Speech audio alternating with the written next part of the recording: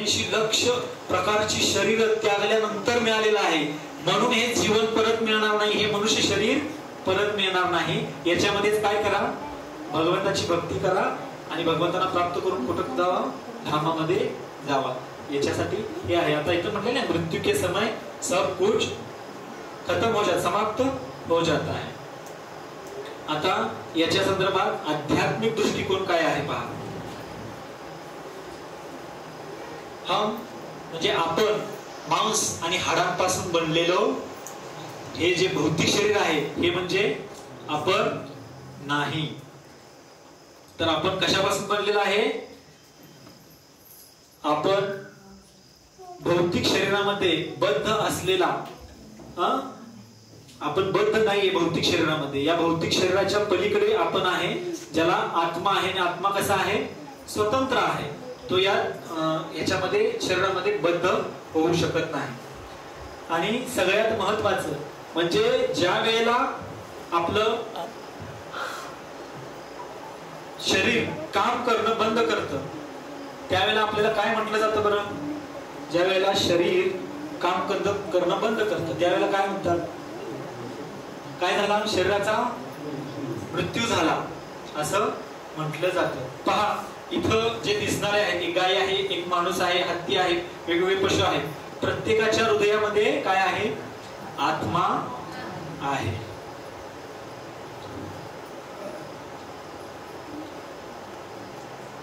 आता इथं एक उदाहरण दिलेलं आहे अतिशय सुंदर. ज्या पद्धतीनं आपल्या घरामध्ये काही जणांना काय असतं की पक्षी पाळायची सवय असते, त्यातल्या त्यात कोणता, पोपट. पोपट सांभाळता तुम्ही, आणि तुम्ही जर काय केलं, हा पोपट सांभाळण्यासाठी एक पिंजरा आणला आणि त्या पिंजऱ्यामध्ये काय केलं, पोपटाला ठेवलं. आणि तो पिंजरा ना तुम्ही एकदम सोन्याचा आहे, एकदम म्हणजे मौल्यवान असा आणलेला आहे. आणि त्याला तुम्ही रोज पुसत आहात, व्यवस्थित चकचकीत ठेवत आहात. आल्या आल्या लोकांचं लक्ष त्याच्याकडेच काय होत आहे, लक्ष वेधलं जात आहे. एवढं स्वच्छ त्या पिंजऱ्यात ठेवत आहात. पण हे सर्व करताना तुम्ही त्या पिंजऱ्यात असणाऱ्या पोपटाला काहीच खायला दिलं नाही. काय होईल, काय होईल, कुणाचा, पिंजऱ्याचा, कुणाचा, पोपटाचा मृत्यू होणार. कारण त्या पिंजऱ्यामध्ये जो पोपट आहे त्याला तुम्ही खायलाच काय नाही दिलं तर तो जगू शकेल का, नाही. तशी आपली काय आहे अवस्था आहे. हे जे भौतिक, हे जे आपलं शरीर आहे हा पिंजरा आहे, आणि या पिंजऱ्यामध्ये आत्मा आहे. आणि या आत्म्याचं खाद्य काय आहे, हरे कृष्णा कृष्णा कृष्णा हरे हरे, हरे राम राम राम हरे हरे. या पंचमहाभूतांनी बनलेल्या शरीरामध्ये हा आत्मा कैद आहे. आणि आपण काय करत आहे, जशी ती एखादी वयस्कर स्त्री आहे ना त्याच्यामध्ये दिसते का, ती काय करत आहे, मी मगाशी जसं सांगायला झालं पोपट बनून चाललेला आहे. मग आत्म्याला जर आपण त्याचं आध्यात्मिक पोषण जर नाही केलं तर आत्म्याचं काय होणार, पतन होणार, अधपतन होत जाणार खालच्या लोकांमध्ये.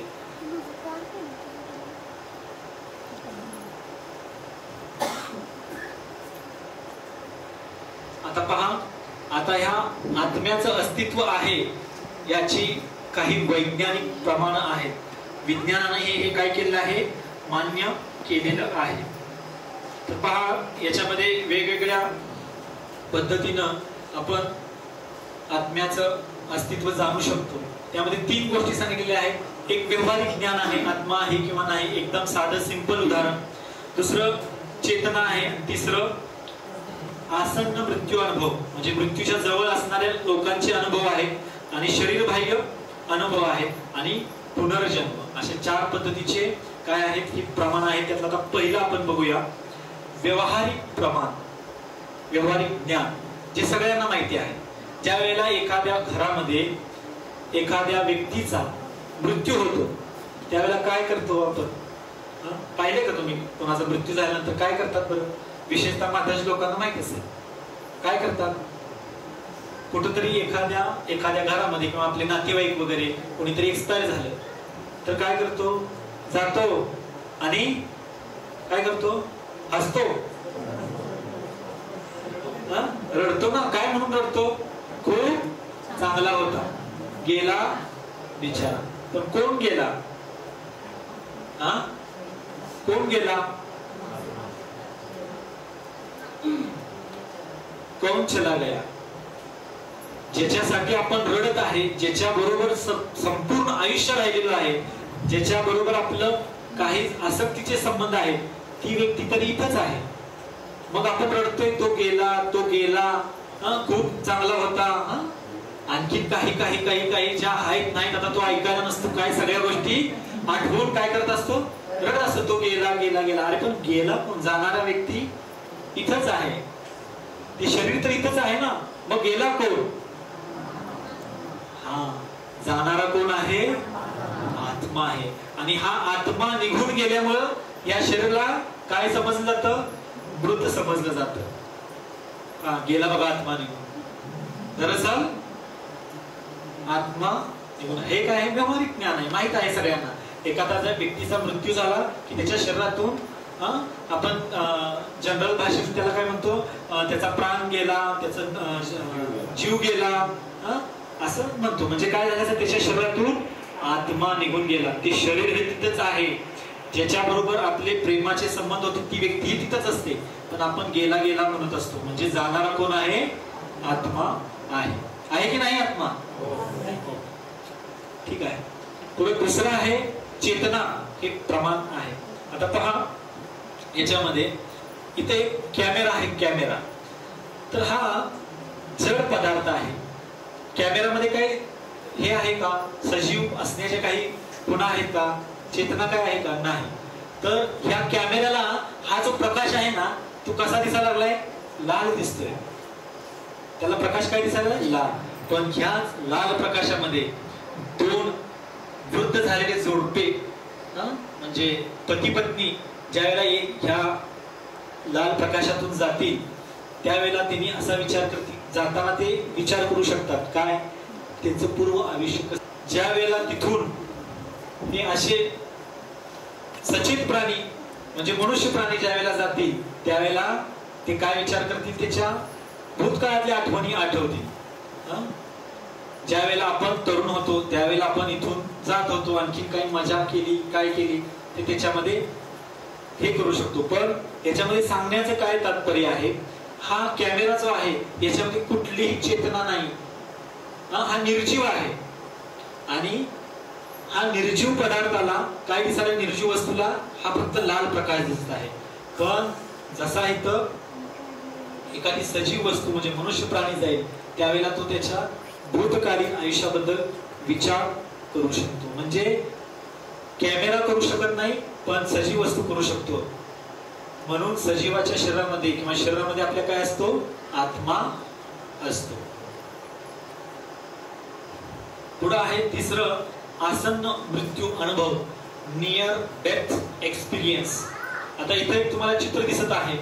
ज्या वेळेला एखाद्या व्यक्तीची शस्त्रक्रिया चालू असते, सायंटिस्टनी हे सिद्ध केलेलं आहे. एका व्यक्तीची शस्त्रक्रिया चाललेली होती आणि तो ऑपरेशन थिएटर मध्ये होता आणि त्याचं काय चाललं होतं? ऑपरेशन सुरू होतं. ऑपरेशन सुरू असताना वरतून काय असतात? लाईट्स वगैरे असतात आणि डॉक्टर ऑपरेशन करत आहेत आणि ऑपरेशन वगैरे झाल्यानंतर तो जो पेशंट आहे त्याला भेटण्यासाठी, ट्रीटमेंट देण्यासाठी ज्या वेळेला डॉक्टर त्या ठिकाणी गेले त्यावेळेला तो व्यक्ती ऑपरेशन करताना डॉक्टरांनी कोणकोणत्या क्रिया केल्या त्या जशाच्या तशा सांगत होता. तर तो काय म्हणाला? ज्या वेळेला तुम्ही माझं ऑपरेशन करत होता त्यावेळेला मी तुम्ही ज्या लाईट्स लावलेल्या होत्या त्याच्या बाजूनच मी काय करत होतो, तुम्ही काय करत आहात हे मी पाहत होतो. म्हणजे ज्या वेळेला त्या शरीराचं ऑपरेशन चाललं होतं त्यावेळेला त्या शरीरातून हा आत्मा बाहेर येऊन माझ्या शरीरासोबत काय करत आहे हे पाहत होता. हे एका डॉक्टरांनी त्यांचं जे आत्मसाक्षात्कार आहे ते सांगितलेलं आहे. आणि मृत्यू ज्या वेळेला माणूस मृत्यूच्या जवळ असतो त्यावेळेला तो आत्मा जो असतो तो थोड्या वेळासाठी शरीराच्या बाहेर येऊन इकडे तिकडे पाहत असतो. कारण जर त्यानं वाईट कर्म केली असतील तर त्याला न्यायला कोण येणार असतंय? यमदूत येणार असतात आणि तो जायला तयार नसतो. मग यमदूत काय करतात? यमपाश टाकतात गळ्यामध्ये आणि त्याला वरून घेऊन जात असतात. त्यासाठी तो असा शरीराच्या बाहेर येऊन काय करत असतो? सर्व्हाइव्ह करत असतो, पाहत असतो कोण आहे किंवा काय स्थिती आहे. आता अशा प्रकारचे मी जे सांगितले अनुभव हे अमेरिकेतल्या जे सुदृढ 11 ते 14% जे मानसिक आणि शारीरिक पद्धतीनं सुदृढ लोक असणारे आहेत, तर त्यांचे हे काय आहेत, हे अनुभव आहेत की अशा पद्धतीनं हे शरीराच्या बाहेरचे जे अनुभव म्हणजे मृत्यूच्या वेळी किंवा ऑपरेशनच्या अगोदर आत्मा काय करत आहे, बाहेर येऊन काय शस्त्रक्रिया चाललेली आहे ते पाहत आहे. अशा पद्धतीचे अनुभव आहे. या आत्म्यावरती खूप साऱ्या डॉक्टरांनी किंवा सायंटिस्टनी वेगवेगळे ग्रंथ पुस्तकं लिहिलेली आहेत. आत्म्याचा शोध कसा आहे, काय आहे. काही डॉक्टर आहेत, या लोकांनी याच्यावरती एक रिसर्च करून काही बुक्स ही लिहिलेली आहे. आता 4थं प्रमाण आहे पुनर्जन्म.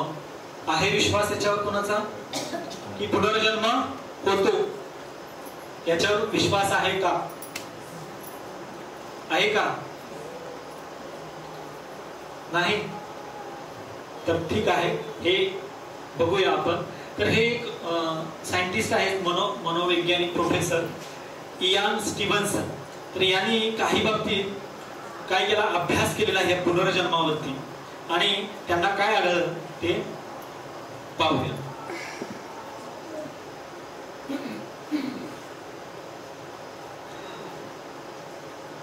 एक फोबिया नावाचं एक हे आहे, गुणधर्म आहे, जो पाठीमागच्या जन्मातून पुढच्या जन्मामध्ये पुनर्जन्माला कनेक्ट करणारा आहे.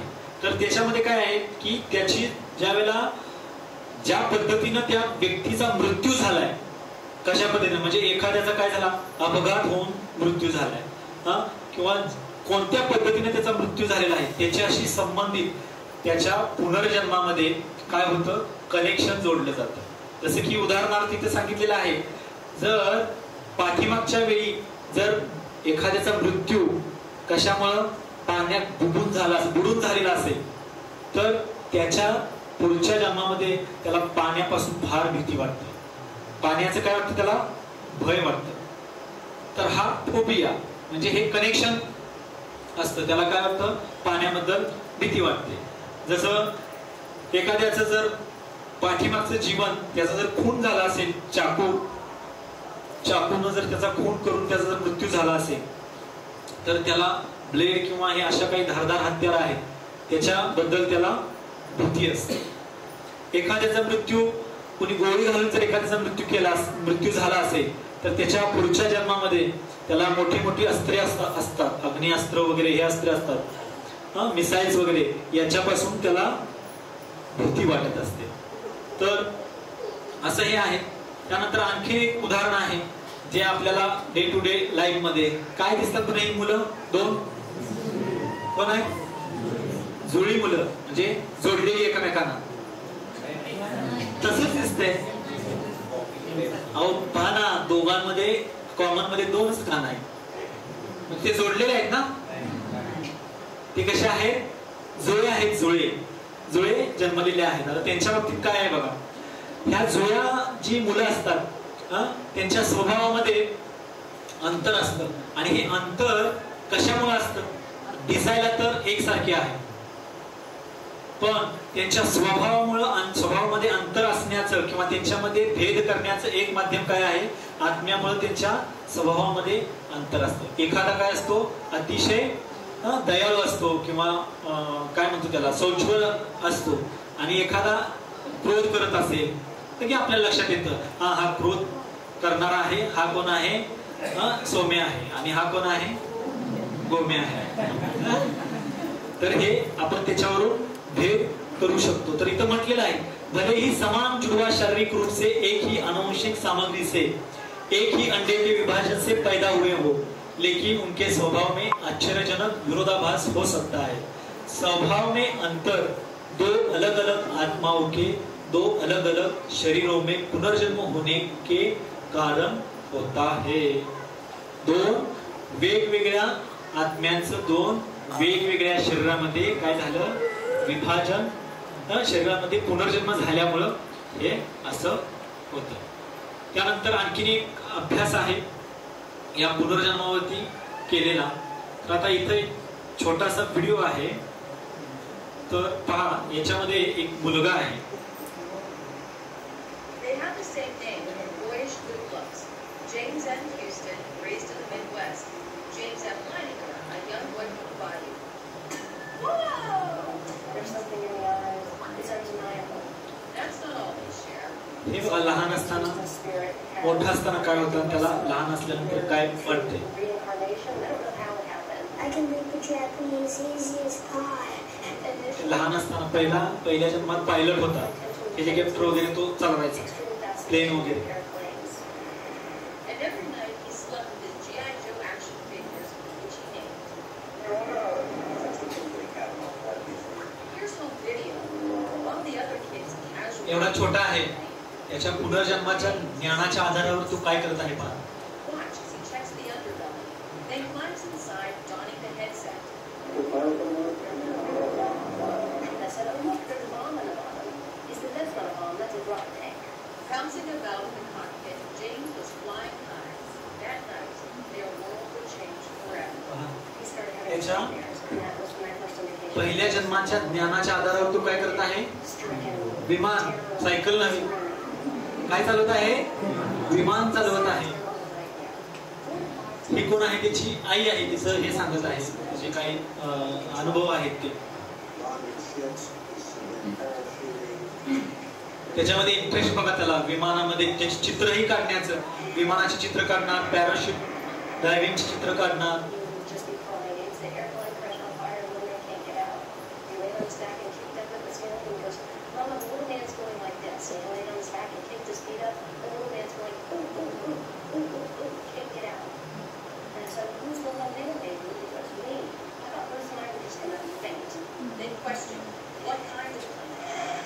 प्रश्न विचारला, कशा पद्धतीचे असतात विमान.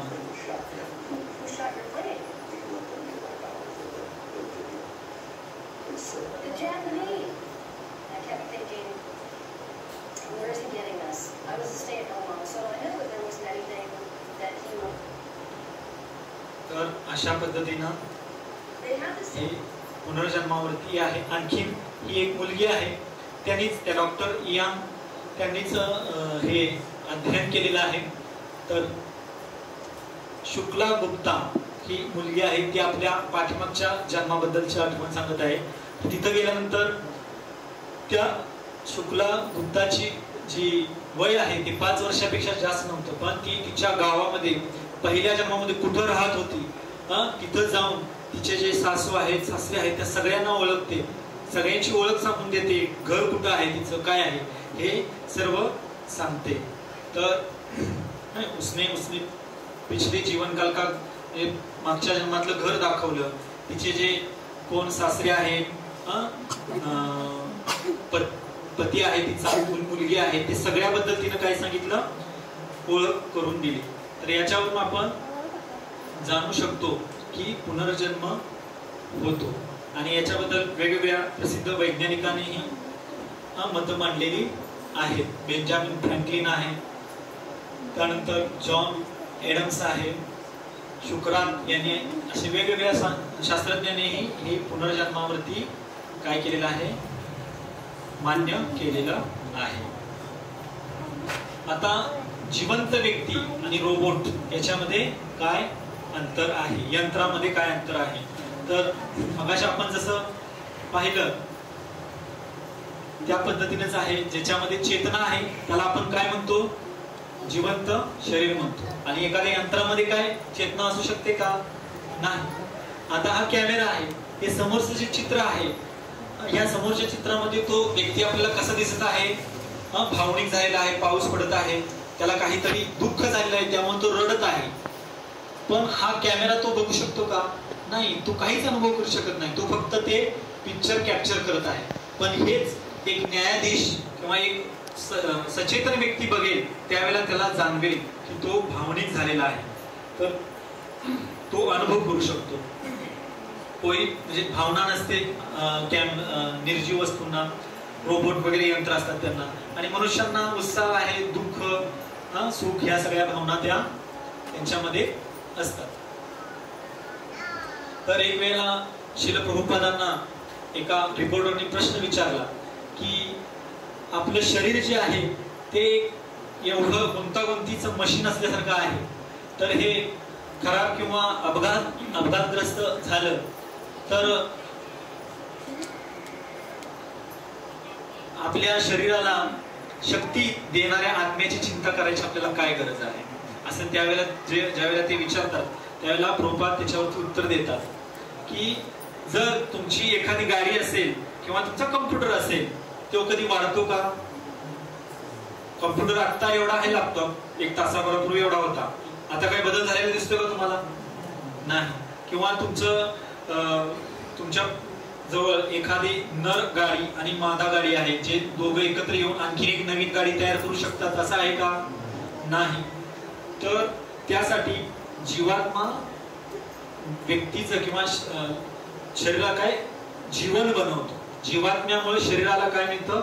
जीवन मिळतं, असं या ठिकाणी सांगितलेलं आहे. आता ह्या जिवंत शरीरामध्ये आणि यंत्रामध्ये, रोबोटमध्ये 3 मुख्य फरक सांगितले किंवा अंतर सांगितलेले आहे. कारण शरीरामध्ये किती स्थित्यंतर होतात? 6 प्रकारची स्थित्यंतर होतात. 6 प्रकारे शरीर बदलतं. पहिलं, त्यानंतर हे काय करतात? प्रजनन करतात. ह्याच्यामध्ये भिन्नलिंगी काय असतात? शरीर अस्तित्वात असतात. आणि तिसरं आहे, जिवंत शरीरामध्ये काय असते? चेतना असते. ते विचार करू शकतं, अनुभव करू शकतं, इच्छा करू शकतं. पण जड पदार्थामध्ये हे नसतं. आता जे 6 जे परिवर्तन होतात शरीरामध्ये, त्याच्यामध्ये पहिला आहे जन्म. जन्म झाल्यानंतर काय होतं? ते हळूहळू शरीर वाढतच ना? हा, वाढणारच ना. जन्म झाल्यानंतर लहान मुलं तेवढंच राहतं का? मोठं होतं. तर वाढतं. त्यानंतर त्या शरीराचं संरक्षण म्हणजे संगोपन केलं जातं. त्यानंतर 2 शरीराचं मिळून काय प्रजनन केलं जातं, म्हणजे अनेक दुसरं उपपत्ती. त्यानंतर हळूहळू काय होतं? ते शरीर क्षीण होत जातं आणि त्यानंतर शेवटी काय होतं? त्या शरीराचा विनाश होतो. ही 6 स्थित्यंतर आपल्या शरीराच्या बाबतीतही होतात. बघा, सुरुवातीला लहान मूल होतं, मोठं मोठं मोठं मोठं होत गेले, परत वयस्कर होत गेलं, परत काय झालं? मृत्यू झाला. तर अशी या शरीरामध्ये ही जी 6 स्थित्यंतर आहेत ही आत्म्याच्या अस्तित्वामुळे होतात.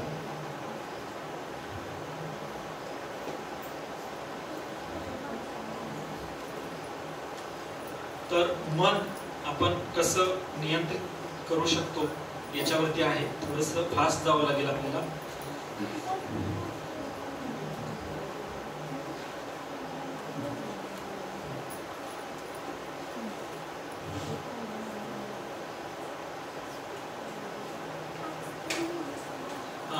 तर मनावरती नियंत्रण कसं करायचं? भगवंत सांगतात गीतेमध्ये, ज्यांनी आपल्या मनाला मित्र बनवून घेतलेला आहे तर ते मन काय करणार? त्यांचा उद्धार करणार. आणि ज्यांनी मनाला शत्रू बनवलेला आहे ते काय करणार? या आपल्या शरीराला कुठं घेऊन जाणार? विध्वंसाकडे घेऊन जाणार. त्याचं हे जे रथ आहे, मनुष्याचा देहरूपी जो रथ आहे, तर त्या रथामध्ये मनाची काय प्रवृत्ती असते? जर आपल्याला मन नियंत्रित असेल तर आपण ही काय आहे? नियंत्रित राहणार. जर ते मन नियंत्रित नसेल तर ते काय होणार? आपलं दुश्मन बनणार, आपला शत्रू बनणार. आणि मन जर नियंत्रित असेल तर तो आपला मित्र बनणार. मनाला नियंत्रित केलं जाऊ शकतं का? तर बघा, मन की तुलना मनाची तुलना कशाबरोबर केली आहे? चाकू बरोबर केलेली आहे. जर हा चाकू एका सर्जनच्या म्हणजे डॉक्टरच्या हातामध्ये आला तर त्या चाकूच्या द्वारे डॉक्टर काय करेल? ऑपरेशन करून एखाद्याचा जीव वाचवू शकतो. पण तोच चाकू जर एखाद्या खुनी व्यक्तीच्या हातामध्ये आला तर चाकू काय आहे? तोच आहे, पण तो काय करणार? एखाद्याचा खून करण्यासाठी त्याचा वापर करणार. तर बघा, एक गिगोचा सिद्धांत आहे. जसं आपल्या साध्या भाषेत जर समजायचं म्हटलं तर जे पेराल तेच उगवणार. तुम्ही जर तुमच्या डोक्यामध्ये जर चांगल्या गोष्टी जर टाकल्या, जर कचरा टाकला डोक्यामध्ये, तर बाहेर पण काय येणार आहे? कचराच येणार आहे. डोक्यामध्ये कचरा गेला, बाहेर पण कचरा आला. आणि तुम्ही जर डोक्यामध्ये चांगले गुण जर हे केले, बिंबवले, तर त्यातून चांगलंच बाहेर, म्हणजे जे जसं पेरलेलं आहे तसं उगवणार. तर हे चांगले आणि वाईट विचार कुठून येतात? आपण जी पुस्तकं वाचतो, आपण जे काही टेलिव्हिजन वगैरे पाहतो, कोणत्या प्रकारचं टेलिव्हिजन पाहत आहे, आपण जे संगीत ऐकतो, किंवा विचार चांगले वाईट, त्याच्या मनाचे विचार काय आहेत की मी इंजिनियर आहे, सुशिक्षित आहे, तर मला सिगरेट कसं ओढलं पाहिजे किंवा कसं पकडलं पाहिजे हे मला माहिती असलं पाहिजे. एक मन त्या इंजिनियरला सांगत आहे आणि दुसरं मन काय म्हणत आहे, अरे हे तू करू नकोस, हे काय आहे, वाईट आहे, वाईट वाटेल. एकच मन आहे पण दोन वेगवेगळे विचार. तर आता याचा आत्म्याच्या ज्ञानाचा आपण रोजच्या जीवनामध्ये कसं, हा काळा आहे, हा गोरा आहे, याला वैश्विक असं स्वरूप देऊ शकतो. कारण जर आपण प्रत्येकाला त्याच्या शरीरानं न जाणता जर आत्म्यानं जाणू लागलो तर काय होईल, आपल्याला कोणीही हिंदू दिसणार नाही, कोणीही मुस्लिम दिसणार नाही, कोणी काळा, कोणीही गोरा दिसणार नाही. आपल्याला काय दिसतील, सगळेजण समान आत्मा स्तरावरती दिसतील. तर ही विश्वबंधुत्वाची भावना आपण याद्वारे आत्म्याच्या ज्ञानाद्वारे काय करू शकतो, प्राप्त करू शकतो. तर हे झालं मी जास्त वेळ जातो, मी शरीर नसून मी आत्मा आहे, हे बोलणं फार सोपं आहे, पण हे प्रत्यक्षात अप्लाय करणं फार अवघड आहे. ठीक आहे, समजलं आपण कोण आहे? आत्मा आहात, तृप्तही नाही, अतृप्तही नाही. आपण कोणत्या प्रकारचे आत्मा आहे हे आता आपण समजून घेतलेलं आहे. आता आपण पुढचा शेवटचा विषय आहे, जास्त वेळ नाही घेणार, माहिती आहे थोडा वेळ झालेला आहे, तर महत्वाचा आहे हा विषय. आपल्या सर्वांमध्ये हा प्रश्न असू शकतो की चांगल्या लोकांच्या जीवनामध्ये वाईट का घडतं?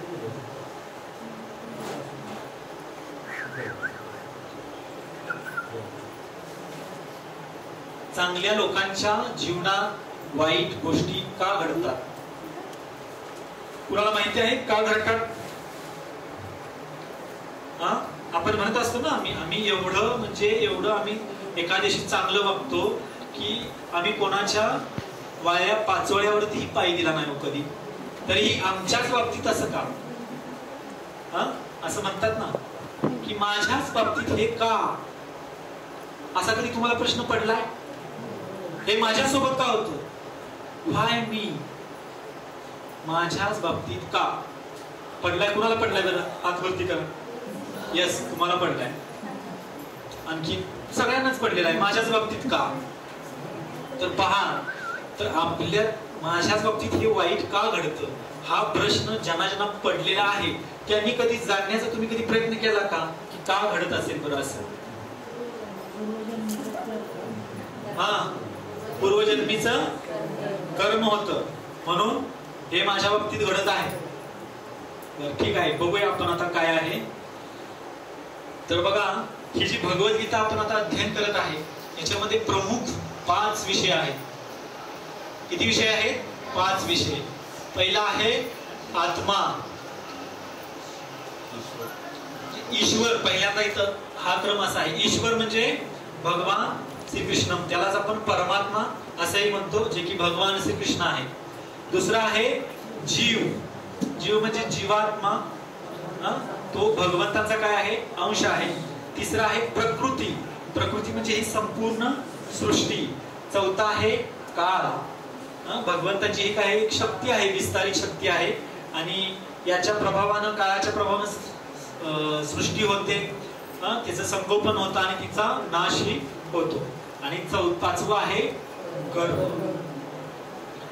त्रिगुण आणि काळाच्या प्रभावाखाली बद्ध जीव जो कार्य करतो त्याला काय म्हणतात? कर्म असं म्हणतात.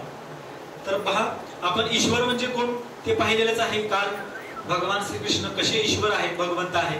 जीव म्हणजे कोण, जीवात्मा, आत्ताच आपण थोड्या वेळापूर्वी पाहिलं. प्रकृती आणि काल याच्याबद्दल आपण उद्या चर्चा करणार आहे. आता आपल्यापुढे काय आलेलं आहे, कर्म. या कर्माबद्दल आता आपण चर्चा करणार आहोत. तर ह्या 5 विषयांपैकी पहिले जे 4 आहेत, ईश्वर, जीव, प्रकृती आणि काळ, हे कधीही बदलत नाही. हे कधीही बदलत नाहीत. हे नेहमी काय असतात, स्थिर असतात. बदलते ते काय, कर्म बदलतात. कर्म हे काय आहे, बदलणार आहे. म्हणून या कर्माचे वेगवेगळे प्रकार आहेत. या कर्माचे काय आहेत, वेगवेगळे प्रकार आहेत. याच्यामध्ये बघा, पहिल्यांदा आपण कर्म म्हणजे काय ते पाहूया. आता कर्म म्हणजे 3 गुणांच्या आणि काळाच्या नियंत्रणाखाली जीवाने केलेले कार्य. 3 गुण कोणकोणते, तर पहिला आहे सत्वगुण, दुसरा आहे रजोगुण आणि तिसरा आहे तमोगुण. जो व्यक्ती सत्वगुणी असतो तो गुणाने कसा असतो, शांत असतो, संयमी असतो, आस्तिक असतो, भगवंतांना मानणारा असतो. त्याच्यामध्ये जे काही विकार आहेत ते कमी प्रमाणात किंवा नियंत्रित स्वरूपात असतात. सत्वगुणी असणारा व्यक्ती. जो रजोगुणी असतो तो काय असतो, सतत धावपळ करत असतो. जे सारखे नुसते धावपळ, तिकडे पळ तिकडे पळ इकडे पळ करत असतात ना, धावपळीचं धकाधकीचं जीवन जगतात, ते कसे असतात, रजोगुणी म्हटलं जातं त्यांना. यांची काय वैशिष्ट्य आहे, ते नेहमी काहीतरी प्राप्त करण्यासाठी पराकोटीचे कष्ट करत असतात. I want that, I want this, मला हे पाहिजे, मला ते पाहिजे, हे ते करत असतात. आणि यांच्या खूप कामना असतात, खूप काय असतात, कामना. आणि या अशा रजोगुणी व्यक्तींमध्ये स्त्री पुरुषांबद्दल आकर्षण पाहायला मिळते. तर हे कसे असतात, हे रजोगुणी झाले. आणि तिसरे कोण आहेत, तमोगुणी. तमोगुणी व्यक्ती म्हणजे जे आळशी आहेत, जे सतत झोपलेले असतात, कुठलंही कार्य करण्यामध्ये त्यांना रस नसतो, नेहमी निष्क्रिय अवस्थेत राहावं असं ज्यांना वाटत असतं, ते काय असतात, तमोगुणी असतात. तर ह्या 3 गुणांच्या अधीन राहून कधी कधी जीव काही क्रिया करत असतो. ह्या ज्या क्रिया केलेल्या आहेत त्याला काय म्हटलं जातं, कर्म असं म्हटलं जातं. आता हे कर्म अनेक प्रकारचं असू शकतं. तर मुख्यतः आपल्या सर्वांना परिचित असणारे कर्माचे 2 प्रकार आहेत. कोण सांगू शकेल, सगळ्यांना माहिती आहे, जनरल आहे. चांगलं कर्म आणि वाईट कर्म, हे कर्माचे सर्वसामान्य 2 प्रकार आहेत. चांगल्या कर्मालाच आपण काय म्हणतो, पुण्यकर्म असं म्हणतो. पुण्यकर्म म्हणजे काय, शास्त्रामध्ये सांगितलेलं आहे त्यानुसार जे कर्म केलं जातं त्याला पुण्यकर्म. आणि दुसरं काय आहे, वाईट कर्म. वाईट कर्म म्हणजे पाप, शास्त्राविरुद्ध केलेलं कार्य, त्याला आपण वाईट कर्म. तर असे हे कर्म आहेत. तर आता वाईट कर्म ज्यावेळेला आपण करतो त्यावेळेला ते करत असताना हे जे पापमय जीवन आहे, या पापमय जीवनाचे 4 मुख्य काय आहेत, स्तंभ आहेत. 4 मुख्य स्तंभ आहेत. बघा कोणकोणते आहेत. पहिला कुठला आहे, मांसाहार. काय आहे, मांसाहार. जे नॉनव्हेज खातात ते पहिलं पापी जीवनाचा पहिला हा काय आहे, एक पैलू आहे, मांसाहार करतात. यामुळे काय होतं बरं, दयाभाव काय आहे, नष्ट होतो. कारण मांसाहार करणं कुणाचं कार्य आहे बरं, हिंस्र पशु करतात. वाघ, सिंह, जंगलातले जे प्राणी आहेत ते मांसाहार करतात, कारण त्यांना बनवलेलेच आहे त्या दृष्टीनं. बघा, वाघाचे किंवा जे हिंस्र पशु आहेत त्याचे दात कसे असतात, सुळे दात असतात असे, आणि त्यांना तीक्ष्ण धार असते. त्याचे पंजे कसे असतात, नखे वगैरे मोठे, ज्यांना जेणेकरून त्यांना पकडता यावं अशा पद्धतीची शरीरयष्टी असते. त्यांचं जठरही त्या पद्धतीचं असतं. त्यांनी जे ग्रहण केलेलं आहे ते व्यवस्थितरित्या काय करू शकतात, पचन करू शकतात. मग आता काय करतात, मनुष्य प्राणी ही काय करतो, मांसाहार करतो. मग माणसाला सुळे दात आहेत का,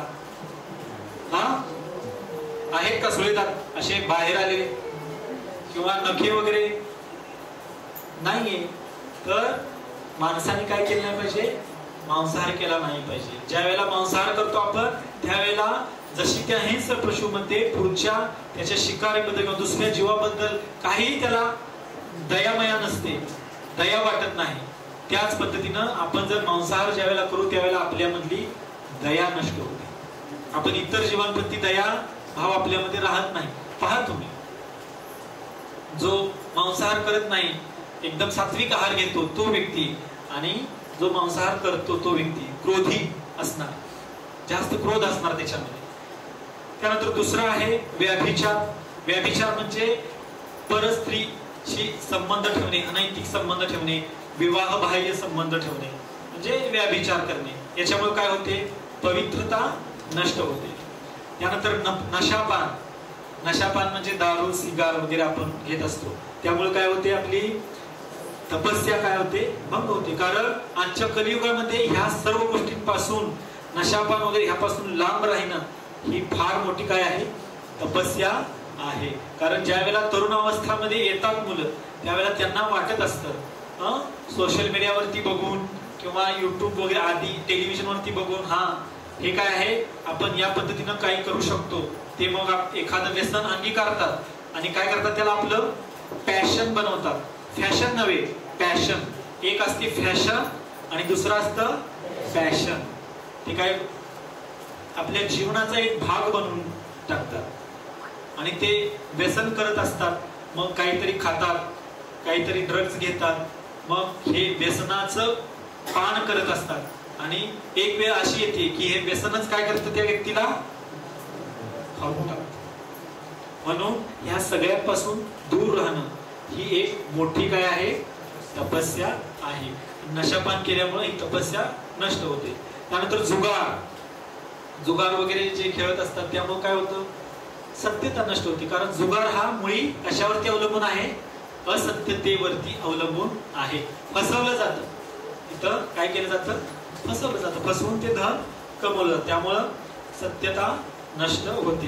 हे पापी जीवनाची आधारस्तंभ आहे. हे आपण जर करत असू तर काय होतं, आपल्याला पापी जीवनाची कर्माची फळं भोगावी लागतात. तर काही अजूनही कर्माचे काही प्रकार आहेत ज्याच्यामध्ये तात्काळ आणि कालांतराने लगेच एखादं कर्म केलं तर त्याची रिॲक्शन सुद्धा आपल्याला लगेच येते. जसं एखाद्याबद्दल आपण वाईट काहीतरी बोललो किंवा एखाद्याला मारहाण केली तर पुढचा जर त्या ताकदीचा असेल तर तो लगेच आपल्याला प्रत्युत्तर देतो. आपण एक वाईट कर्म केलं कारण नसताना कुणानंतर मारहाण केली, तोही प्रत्युत्तर देतो.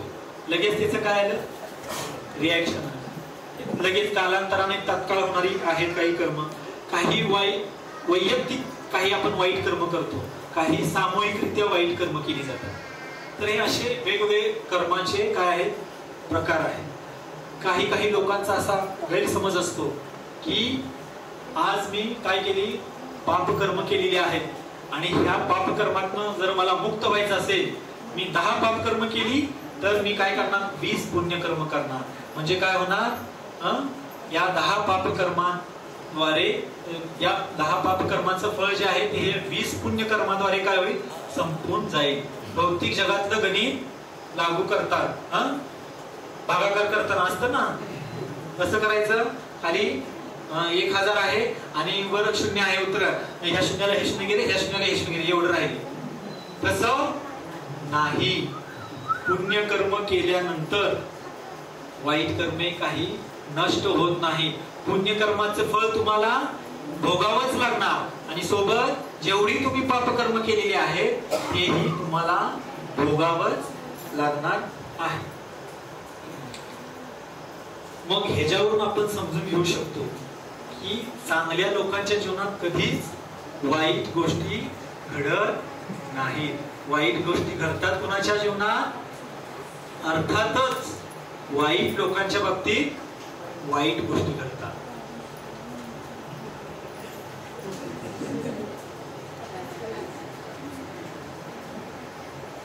वाईट लोकांच्या बाबतीत वाईट गोष्टी घडतात.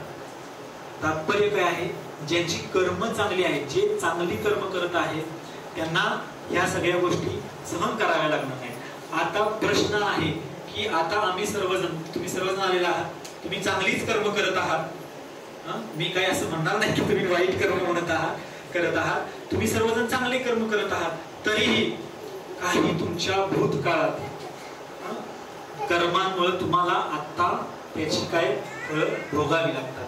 पूर्वजन्मामध्ये काही वाईट कृत्य केलेले असतात, त्याचं फळ आपल्याला आता चालू जन्मामध्ये भोगावं लागतं. जर आता आपण ह्या जन्मामध्ये आहे असं जर वाईट कर्म करणं चालू ठेवलं, तर ह्या जन्मातली याच्या पुढच्या जन्मामध्ये मग हे थांबवायचं कसं? आता वाईट कर्म करायची नाही, आता चांगली कर्म करण्याचा प्रयत्न करायचा, म्हणजे रिॲक्शन येणार नाहीत आणि पुन्हा तुम्हाला असं म्हणायची वेळ येणार नाही. चांगल्या लोकांच्या जीवनात वाईट गोष्टी का घडतात?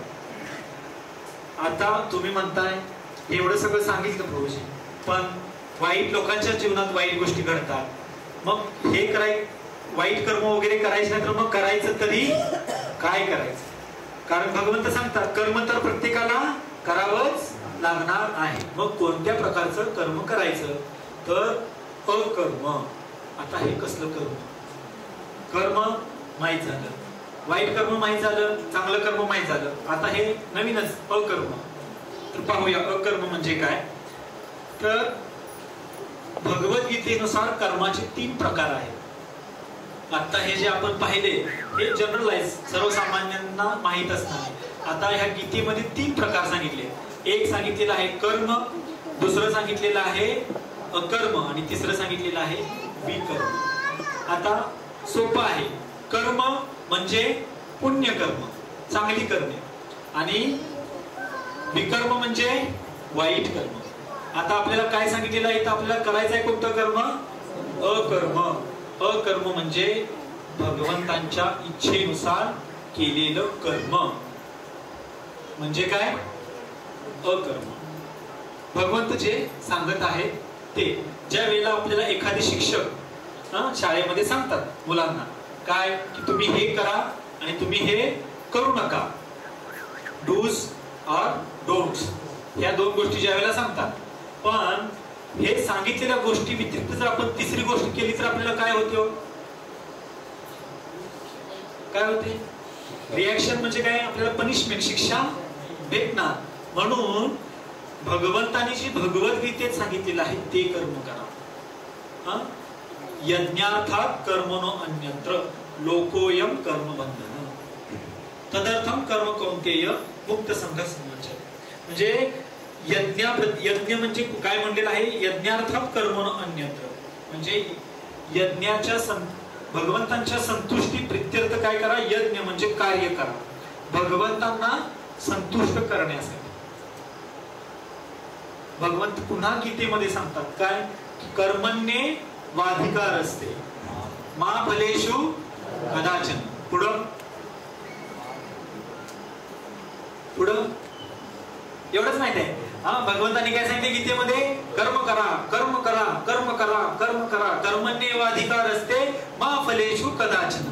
अरे भगवंतांनी सांगितलेलं आहे कर्म करा, पण पुढे जाऊन ही भगवंत सांगतात काय सांगतात त्या श्लोकामध्ये?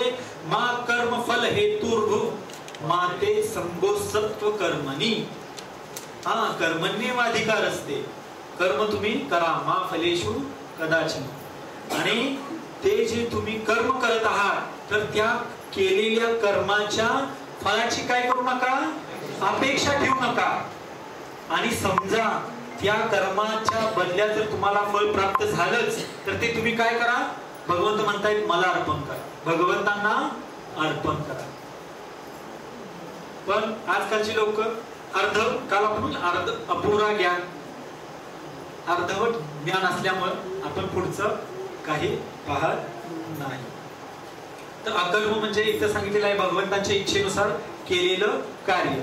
जर उदाहरण जर पाहायचं असेल तर आता आपले भारत सरकार आहे, भारत सरकारने काय केलेलं आहे? संरक्षणासाठी आर्मी स्थापन केले आहे, सैन्य स्थापन केलेलं आहे.